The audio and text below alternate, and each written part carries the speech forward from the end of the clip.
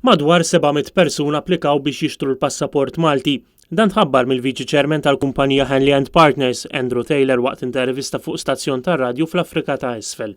Kontrarju għal dak li kien qed jingħad f'Malta mill-Prim Ministru Joseph Muscat, Taylor faħħar din l-iskema li m'hemmx rabta ta' residenza u wieħed jista' jmur fi 28 stat membru tal-Unjoni Ewropea jekk jixtri passaport Malti. Once you acquire citizenship in Malta, then again you have the right to choose to live or work or study in any of the 28 countries. And our clients in South Africa particularly don't actually want to immigrate or don't want to reside or plan today to spend additional time in any of these countries, but they almost want it as an insurance policy for them or their kids. If they ever do decide to make that decision to move in the future, or their kids might in many years to come, then they've got the right and freedom to do so. Andrew Taylor spjega li dawn l-iskemi iħallu ħafna flus għal gvernijiet li jatwawhom fil-każ ta' Malta hemm 700 applikazzjoni.